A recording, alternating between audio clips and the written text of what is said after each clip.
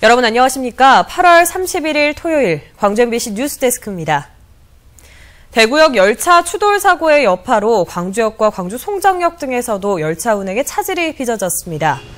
코레일 광주본부에 따르면 대구역 사고로 선로 운영에 차질이 빚어지면서 광주역과 송정역에서도 KTX 열차의 출발과 도착이 30분 안팎씩 지연됐지만 다행히 큰 혼란은 없었습니다.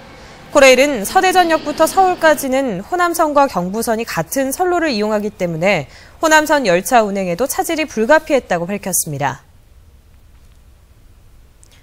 오늘 오전 9시 20분쯤 해남군 북평면의 한 야산에서 66살 박모 씨가 벌에 머리를 쏘인 뒤 쓰러져 병원으로 옮겨졌지만 숨졌습니다. 경찰은 박 씨가 추석을 앞두고 벌초를 하다 벌에 쏘인 것으로 보고 정확한 경위를 조사하고 있습니다. 광주시 전 공무원 노조 위원장이 지리산 등반 도중 사고로 숨졌습니다. 오늘 오후 1시 30분쯤 지리산 청왕봉 정상을 500m 정도 남겨둔 지점에서 광주시 전 공무원 노조 위원장 이모 씨가 현기증을 호소한 뒤 넘어지면서 머리를 다쳐 병원으로 옮겼지만 숨졌습니다. 이 씨는 광주시 공무원 노조 운영위원들과 함께 단합대회 차원에서 아침 9시부터 지리산 등반을 하다가 변을 당했습니다. 아시아의 육상 투척 종목을 대표하는 선수들이 한자리에 모였습니다. 목포에서 개막된 국제 육상 투척 경기 대회를 박영훈 기자가 취재했습니다. 던지고, 또 던지고. 원방과 포환, 해머, 그리고 창 던지기까지 육상 투척 종목 국제대회입니다. 올해로 9번째. 지난 2006년 팀 창단과 더불어 전용 경기장을 갖춘 목포시가 투척 종목 활성화를 위해 열고 있습니다. 在韩国的木浦举办这个投掷专项的一个比赛，这个是可以互相的切磋这个技术啊，然后提高这个水准。 아시아 10개국 650여 명의 선수와 임원이 참가한 이번 대회는 각국의 신기록 보유자들이 대거 참여해 재미를 더하고 있습니다. 선수 교류, 코치진의 기술 지도가 함께 진행되면서 세계 수준과의 격차를 좁히는 데도 기여하고 있습니다. 지금 솔직히 딱 보면 제 기록보다 이제 다른 나라 기록이 많이 확실히 좋은데 저도 그 선수들에 비해 배울 점이 있다고 생각해요. 그 선수의 자세. 여수에서는 300여 명이 참가한 가운데 국내 카약 동호인들의 잔치가 열렸습니다. 여수 엑스포장 활성화를 위해 대회를 마련한 해양수산부는 앞으로 카약 무료 체험 행사와 전국 카약 대회를 확대해 나갈 계획이라고 밝혔습니다. MBC 뉴스 박영훈입니다.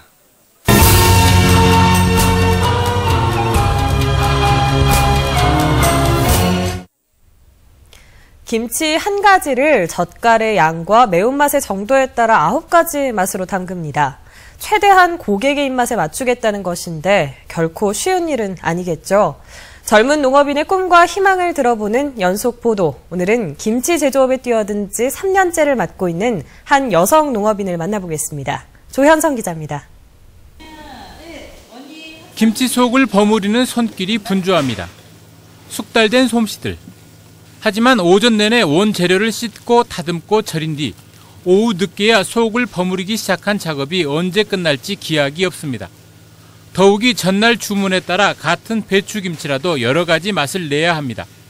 어떤 고객님은 3가지를 주문하셨는데 3가지가 다 맛이 다르게 주문하는 경우도 있어. 전라도식, 보통식, 서울식 이렇게. 여기에 매운 정도도 3가지로 세분화시킵니다. 담그는 김치만 배추와 열무, 갓과 깻잎 등 모두 10종류. 각기 9가지 맛으로 담그니 5명이 일하는 작은 김치 제조업체에서 90가지 맛의 김치가 나오는 셈입니다. 3년 전 김치 제조업에 뛰어든 백미선 씨. 난립한 김치 시장에서 어떻게 차별화할지 고민한 끝에 고객 맞춤형 김치를 생각해냈습니다. 김치를 사게 되면 한 가지 맛이에요. 그 집의 김치는 그 맛, 요 집의 김치는 요 맛. 근데 우리는 다양한 김치 맛을 한번 내보자 해가지고. 여기에 신선함을 위해 대량 생산이 아닌 전날 주문을 받는 대로 당일 생산에 배송하는 원칙도 고수하고 있습니다. 개업 초기 고생하는 만큼 수익이 나지 않아 마음고생도 많았지만 포기하지 않았고 입소문 덕분에 이제 겨우 자리를 잡았습니다. 100명을 다 맞출 수는 없겠지만 99명의 손님의 입맛을 맞춰줄 수 있고 그런 이제 회사가 되고 싶죠. 김치 제조업 운영을 권한 어머니에 이어 1년 전부터는 여동생까지 가세에 힘을 보태고 있습니다.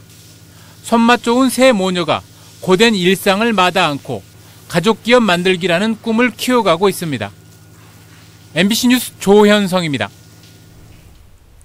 후쿠시마 원전 사고로 일본 수산물에 대한 소비자들의 불안이 커지고 있지만 전라남도는 방사능 검사 장비조차 갖추지 못하고 있습니다.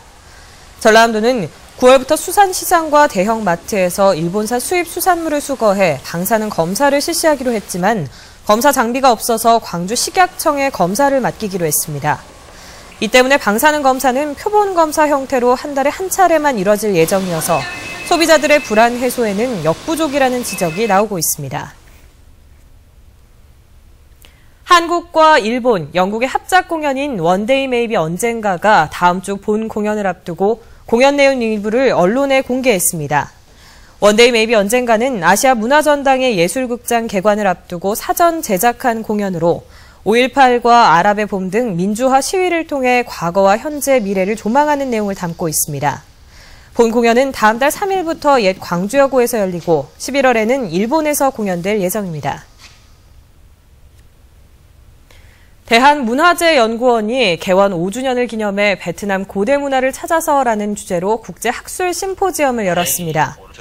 오늘 심포지엄에는 한국과 베트남의 역사학자 등이 참석해 베트남 고대 문화 연구의 필요성에 대해 의견을 나누고 한국과 베트남이 공동으로 진행한 고고학 발굴 성과를 공유했습니다.